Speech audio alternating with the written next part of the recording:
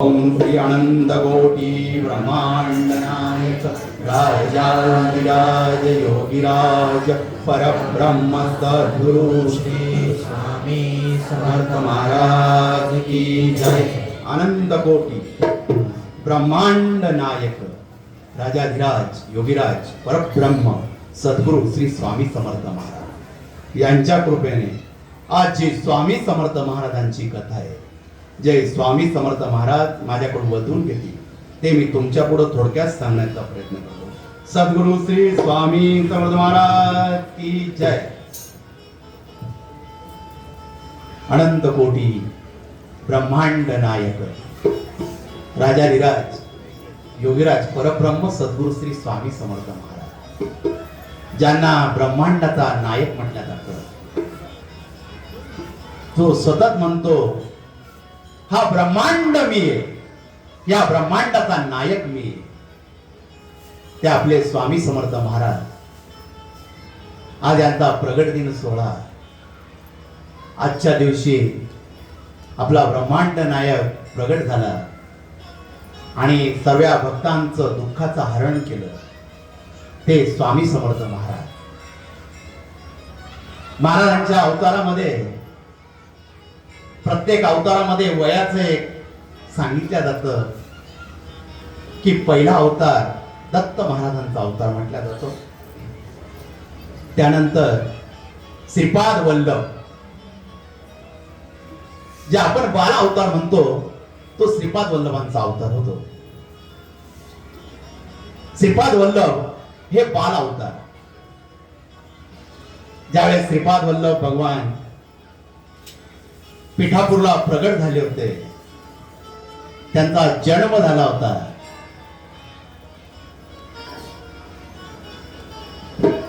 तर श्रीपाद वल्लभांच्या अवतारामध्ये सांगितलं जातं, दत्त महाराजांच्या अवतारामध्ये सांगितलं जातं, जे बाल स्वरूप अवतार म्हटला जातो तो श्रीपाद वल्लभांचा म्हटला जातो। श्रीपाद वल्लभ दत्त महाराजांचे अवतार मानले जातात। सर्व भक्तांचं दुःख हरण करण्यासाठी श्रीपाद वल्लभांनी अवतार घेतला होता, नाही बरोबर।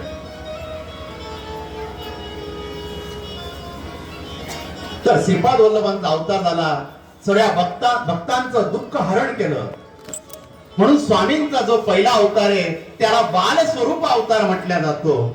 आणि श्रीपाद वल्लभांनी सर्व भक्तांचं दुःख हरण केल्यानंतर, सर्व भक्तांवर कृपा केल्यानंतर ते भक्तांना सांगितलं मी आता निघतोय माझ्या तपश्चर्येला, आणि श्रीपाद वल्लभ तिथून गुप्त झाले आणि दुसरा अवतार त्यांचा नृसिंह सरस्वती। गाणगापूरला नृसिंह सरस्वती ज्यावेळेस भक्तांवर कृपा करत होते त्यांना तारुण्याचा अवतार म्हटला जातो। जे तारुण्य ते नृसिंह सरस्वतींचं आहे। नृसिंह सरस्वती हे तारुण्यात होते, श्रीपाद वल्लभ हे बाल स्वरूपात होते, यांना दुसरा अवतार मानला जातो। नृसिंह सरस्वती ज्यावेळेस गाणगापूरमध्ये सर्व भक्तांवर कृपा करण्यासाठी आले, ज्यावेळेस नृसिंह सरस्वती गाणगापूरला आले, भक्तांवर कृपा केल्या आणि त्यांचे अवतार समाप्त, ते आपल्या नौकेमध्ये बसले, नौका सजवण्यात आली, सर्व भक्त नृसिंह सरस्वतींकडे बघत होते की भगवंत आम्हाला सोडून जाऊ नका। त्यावेळेस नृसिंह सरस्वती हे कर्दळी वनामध्ये तपश्चर्येसाठी गेलेले होते, त्यांची तपश्चर्या सुरू झालेली होती। ज्यावेळेस भगवंताची तपश्चर्या सुरू होती, भगवंताला काहीतरी लीला करून घ्यायच्या असतात, त्या लीलेमागं काहीतरी वर्णन असतं, ते वर्णन भगवंताने आधीच जोडून ठेवलेलं असतं। कारण की स्वामींनी ब्रह्मांड नायकाचा अवतार घेण्याआधी श्रीपाद वल्लभांचा अवतार, नृसिंह सरस्वतीचा अवतार, बाल रूप, तरुण रूप, आणि नंतर तिसरा अवतार वृद्ध रूप. म्हणून स्वामींचं तिसरं रूप दिसतं ते वृद्ध अवतार. श्रीपाद वल्लभ आपल्या पादुका देऊन तिथून गुप्त झाले. नृसिंह सरस्वती स्वामींनी आपल्या भक्तांना पादुका दिल्या आणि तिथून ते गुप्त झाले. आणि तिसरा अवतार आपल्या स्वामींचा झालेला होता.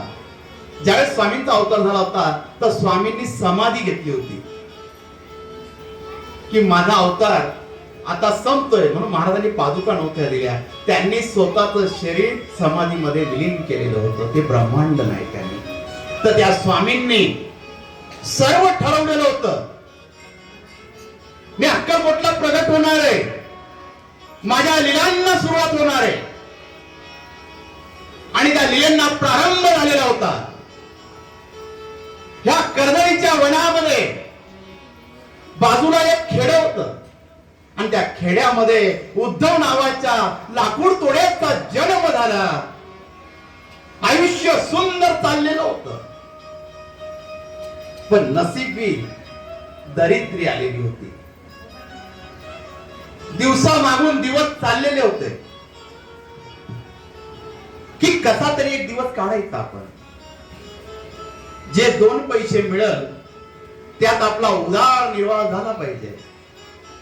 आणि हा उद्धव नावाचा लाकूड तोड्या रोज विचार करत असे, पण प्रारब्धामध्ये त्याच्या वेगळंच काहीतरी लिहिलेलं होतं. सावकाराकडून कर्ज घेतलं आणि आपल्या घराचा उदरनिर्वाह चालू केलेला होता. एक दिवस सावकाराला, हे उद्धवा, अरे पैशाची फेड कधी करणार? व्याज वाढतंय. हो शेठ, लवकरच मी तुमचे पैसे देऊन टाकेन. आज माझ्याकडे काहीच नाही. आणि देवाची विनंती करत असते, भगवंता लवकर याच्यातून मुक्त कर, या कर्जातून मुक्त कर मला. स्वतःच गाळाणं भगवंताला सांगत असते. एक दिवशी मनामध्ये विचार आला, आपण भरपूर लाकडं तोडावे आणि लाकडं गोळा करून विकावे आणि त्याच्यातून काही पैसे मिळतील. आणि ते पैसे मिळाल्यावर आपण सावकाराचं कर्ज फेडून टाकावं. पण आपल्याला एवढं जुनं झाड सापडेल कुठे? तर आपण वनामध्ये गेलं पाहिजे. त्या वनामध्ये गेल्यावर जे जुनं झाड असतं ते आपण तोडूया, म्हणजे झाडाला सुद्धा आपल्यापासून त्रास नाही झाला पाहिजे. या उद्धवाचे विचार सुद्धा फार सुंदर होते, मनामधला भाव सुद्धा सुंदर होता. हा उद्धव पत्नीला सांगितलं, मी आज भरपूर लाकडं तोडून आणणार आहे, तर आज माझी वाट पाहू नको, मला फार वेळ लागणार आहे. पत्नीने होकारार्थी मान हलवली आणि थोडा स्वयंपाक जास्त बनवून दिला उद्धवासाठी, की 2 वेळेचं जेवण हा खाऊ शकेल. वेळ झाला तरी हा घरापर्यंत पोहोचू शकेल. भूक लागली तरी याला कमी पडायला नको, म्हणून 2 वेळेचं जेवण आपल्या नवऱ्यासाठी उद्धवाच्या बायकोनी बांधून दिलं. उद्धवाने कुऱ्हाड घेतली, आपला जेवणाचा डबा घेतला आणि जंगलाच्या दिशेने निघाला. आणि रस्त्यामध्ये महादेवाचं मंदिर लागलं. मंदिराच्या बाहेर कुऱ्हाड ठेवली, जेवणाचा डबा ठेवला आणि महादेवाच्या मंदिरामध्ये हा उद्धव नावाचा लाकूड तोड्या बसलेला आहे. महादेवाला विनंती करतोय, महादेवा हात जोडतो, आता कृपा कर. तुझी कृपा झाली तर मला चांगलं झाड मिळेल, माझं कर्ज लवकर नील होईल, मी कर्ज मुक्त होईल. आणि महादेवाच्या पिंडीला त्यांनी पकडलं आणि रडू लागला त्या ठिकाणी. आणि ज्यावेळेस माणूस खरा पश्चाताप करतो, भगवंताजवळ रडतो, त्यावेळेस भगवंताला सुद्धा त्या भक्ताची दया येत असते. आपण आयुष्यामध्ये ज्यावेळेस आपल्याला फार दुःख येतात आणि आपल्याला मन मोकळं करायची इच्छा होती, प्रत्येकाची इच्छा असते. जेव्हा आपण व्यक्ती पाहतो त्या व्यक्तींना आपलं दुःख सांगतो, त्यावेळेस आपल्या मनामध्ये भाव असतो, ही व्यक्ती कशी ते नाही पाहत, फक्त आपलं दुःख मोकळं करण्यासाठी ती व्यक्ती आपल्या जवळ बसलेली आहे. आपण त्या व्यक्तीला आपल्या मनातलं दुःख सांगतोय, पण त्या व्यक्तीच्या मनामध्ये काय भाव हे आपल्याला माहित नसतं. कारण की सर्वच व्यक्ती ह्या आपल्या जवळच्या असतात हे आपल्याला माहित नसतं. काही व्यक्ती आपल्याकडून रडून ऐकतात आणि लोकांना हसून सांगतात. सर्वांच्याच आयुष्यामध्ये चांगल्या व्यक्ती भेटत नसतात. म्हणून एक म्हण आहे, आयुष्यामध्ये ज्या बी व्यक्तीकडे मन मोकळं करणारी जर व्यक्ती असेल तर त्याच्यासारखा भाग्यवान कोणीच नाहीये. म्हणून आयुष्यामध्ये एक तरी व्यक्ती अशी असावी की त्याच्याकडे आपल्या मनातलं आपण सांगू शकतो, आपल्या मनातलं पाप सुद्धा आपण सांगू शकतो, आपण केलेलं पुण्य सुद्धा सांगू शकतो. पण त्या अशा व्यक्तीकडे सांगू शकतो की आपला विश्वास त्या व्यक्तीवर असला पाहिजे, आपल्या मनापासून नातं त्या व्यक्तीपाशी असलं पाहिजे, तेव्हा आपण त्या व्यक्तीजवळ बोलू शकतो. तसा हा भगवंताजवळ रडत होता. म्हणून आपलं दुःख जर असलं तर भगवंताकडे रडावं, भगवंताला सांगावं. याच्या त्याच्याकडे रडण्यापेक्षा आपल्या ब्रह्मांड नायकापुढे बसावं, स्वामींना सांगावं, डोळ्यातले अश्रू गाळावे आणि त्या स्वामींना आपल्या मनातलं दुःख सांगा. तेव्हा तो ब्रह्मांड नायक सुद्धा ऐकतो. तो म्हणतो माझी लेक रडतीये आणि माझ्या लेकीसाठी मला केलंच पाहिजे, आणि तेव्हा ब्रह्मांड नायक आपल्या पाठीशी उभा असतो. ही कृपा भगवंताची. ज्यावेळेस याच्यावर कर्ज झालं, याने पिंड पकडली, महादेवाच्या पिंडीला रडतोय, आपलं दुःख सांगतोय, आणि त्यावेळेस महादेवाच्या पिंडीवरचं फुल खाली पडतंय, त्याचं लक्ष नाही जात, आणि त्या रडाईच्या नादामध्ये ती कुऱ्हाड उचलली, आपल्या वरच्या शर्टाच्या कॉलरला लावली आणि निघून गेला. डबा तिथंच राहून गेला. माणसाला ज्यावेळेस दुःख येतात ते चारी बाजूने येत असतात, ते एका बाजूने कधीच येत नसतात. देवा तुझ्या विना रे हे दुःख सांगू कुणाला, देवा तुझ्या विना रे हे दुःख सांगू कुणाला, सुख दुःख भोगण्याला, सुख दुःख भोगण्याला, देवा तुझ्या विना रे हे दुःख सांगू कुणाला, देवा तुझ्या विना रे हे दुःख सांगू कुणाला, सुख दुःख भोगण्याला, देवा तुझ्या विना रे हे दुःख सांगू कुणाला, देवा तुझ्या विना रे हे दुःख सांगू कुणाला. आणि त्या दुःखाच्या भरामध्ये हा उद्धव निघालेला होता. आपल्या खांद्याला कुऱ्हाड लावलेली होती, विचारांमध्ये निघालेला होता आणि कर्दळी वनामध्ये जाऊन पोहोचलेला होता. कर्दळी वन जंगलाने दाट भरलेलं होतं. दुःखामध्ये प्रत्येक झाडाकडे बघत होता. आज कोणतं तरी झाड तोडायचंय आपल्याला, सावकाराचं कर्ज फेडायचंय, या विचाराने हा उद्धव प्रत्येक झाडाकडे बघत होता. हे झाड तोडू का ते झाड तोडू. प्रत्येक झाडाचा शोध करता करता दुपारचे 12 वाजून गेले आणि त्यात त्याला वडाचं झाड दिसलं. घनदाट झालेलं ते वडाचं झाड होतं. त्या झाडाच्या अवतीभोवती हा उद्धव फिरू लागला. त्या ठिकाणी झाडाकडे बघत होता आणि मनामध्ये निश्चय केला की आपण हेच झाड तोडलं पाहिजे.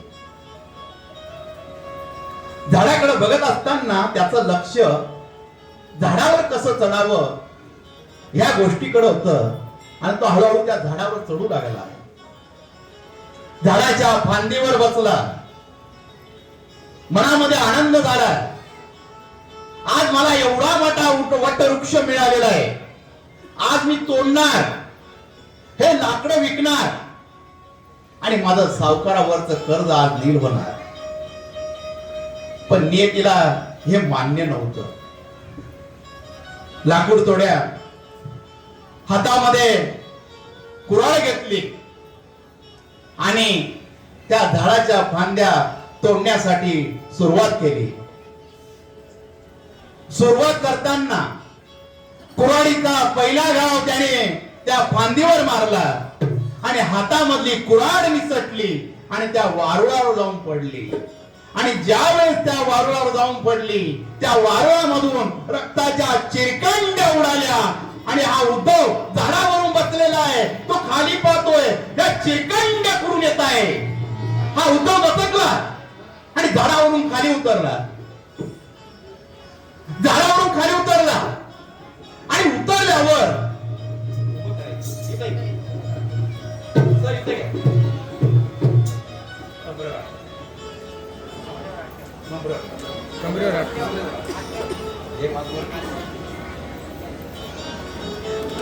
आणि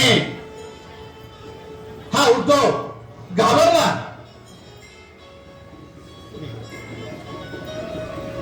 आणि त्या वारुळाजवळला त्या रक्ताच्या चिरकांड्या पाहून घाबरला.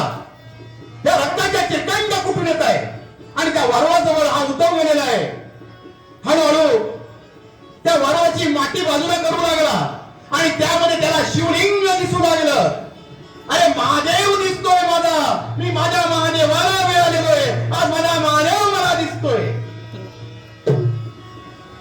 आणि महादेव दिसत असताना हळूहळू माती बाजूला केली आणि माझ्या ब्रह्मांड नायकाचे नेत्र त्याला दिसू लागले की शिवलिंगाच्या खाली कुणाचे नेत्र दिसताय. माझ्या ब्रह्मांड नायकाचे डोळे मिटलेले होते.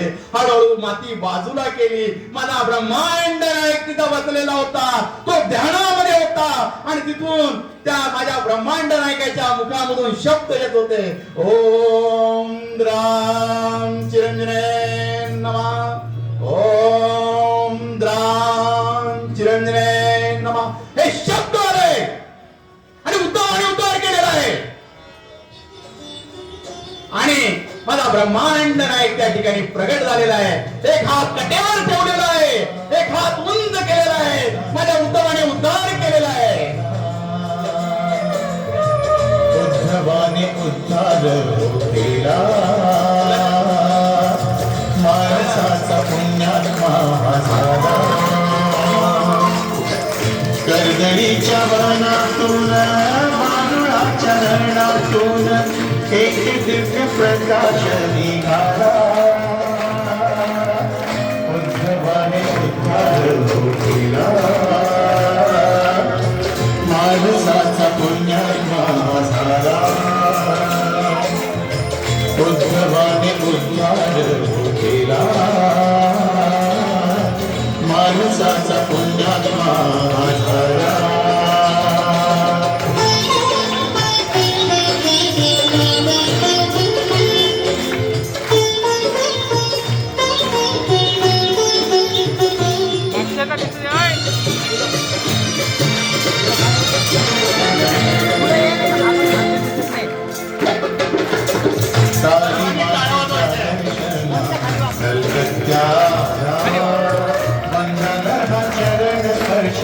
मंगल धारा काली मातेच्या दर्शना कलकत्त्या.